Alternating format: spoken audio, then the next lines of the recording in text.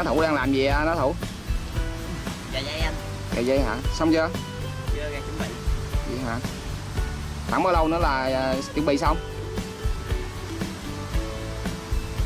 Nhanh.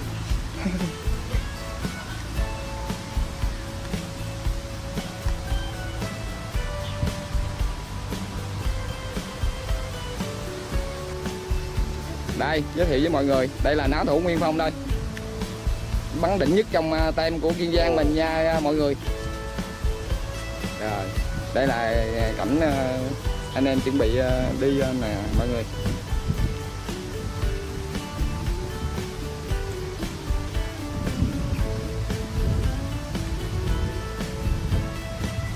Rồi chút xíu nữa mình có được chim thì mình sẽ bắn rồi mình quay cho mọi người coi nha.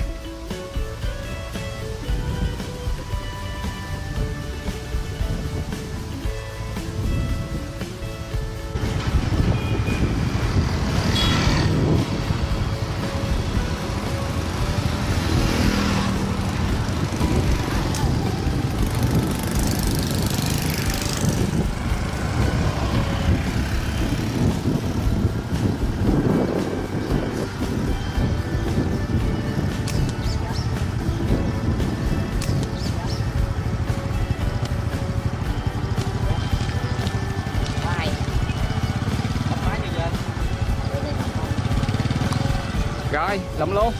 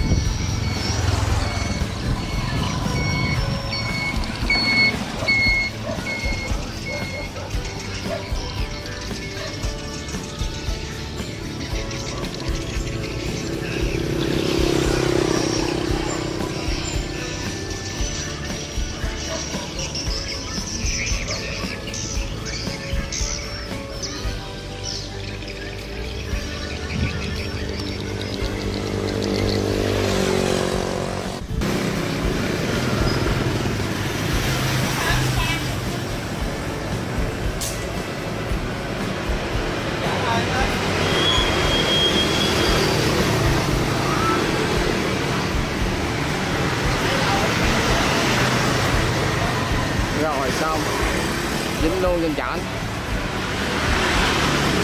hết đường lấy luôn.